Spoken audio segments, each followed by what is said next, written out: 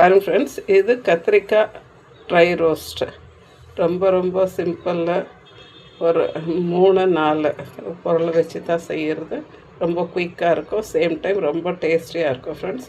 வாங்க ஃப்ரெண்ட்ஸ், இப்போ இது எப்படி செய்கிறதுன்னுட்டுன்னு பார்க்கலாம். Welcome to all channel friends. பாருங்கள் ஃப்ரெண்ட்ஸ், நான் கத்திரிக்காய் வாங்கி வச்சுருக்கேன். ஒரு 1/2 kg கத்திரிக்காய் இருக்குது. இது பார்த்திங்கன்னா நல்லா கத்திரிக்காய், பெரிய கத்திரிக்காய் நல்லா ஃப்ரெஷ்ஷாக இருக்குது.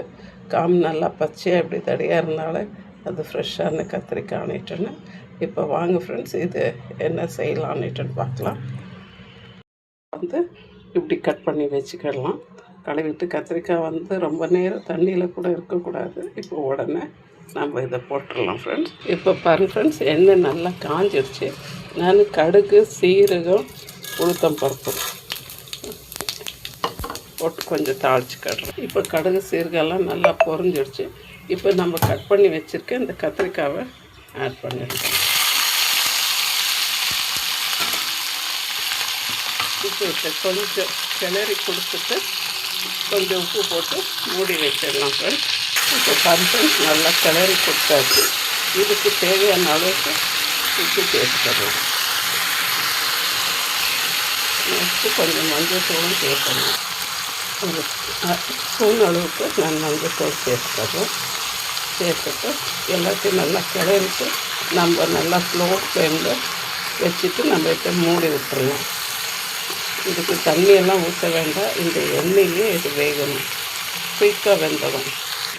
ஃப்ரெண்ட்ஸ், நல்லா ஒரு பெரிய வெங்காயம் 2 இப்படி கட் பண்ணி வச்சுருக்கேன்.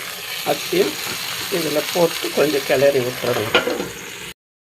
நல்லா பொரிஞ்சு வந்துடுச்சு. இப்போ நம்ம கொஞ்சம் சாம்பார் தூள் போட்டுக்கலாம். இந்த ஃப்ரை பார்த்திங்கனாக்கா எண்ணெய் கத்திரிக்காய் நம்ம நிறைய மாதிரி செய்வோம். இது ஒரு டைப்பு. நான் இதுக்கு தேவையான அளவுக்கு ஒரு ஸ்பூன் அளவுக்கு நான் சாம்பார் தூள் போட்டுக்கிடுவேன். நீங்கள் உங்கள் காரத்துக்கு ஏற்றாப்புல போட்டுக்கணும். இது பார்த்திங்கன்னா ரசம் சாதம், சாம்பார் சாதம், இந்த வெரைட்டி ரைஸு, நம்ம பிசிபேரை பார்த்து எதுனா செய்கிறோம்ல, அதுக்கெல்லாமே இது சூப்பராக இருக்கும் ஃப்ரெண்ட்ஸ். பாருங்கள், ஒன்றுமே தேவையில்லை, 10 நிமிஷத்தில் செஞ்சிடலாம். கத்திரிக்காய் பிடிக்கிறவங்க எல்லோரும் கமெண்ட்ஸில் சொல்லுங்கள். இது ரொம்ப சிம்பிள். விதின் 20 மினிட்ஸில் உங்கள் கத்திரிக்காய் வேகிற டைம் தான். நீங்கள் நிறைய போட்டிங்கன்னாக்கா கொஞ்சம் டைம் எடுக்கும். கொஞ்சம் போட்டிங்கன்னா அந்த டைம் அதுக்கு இதாகிக்கும்.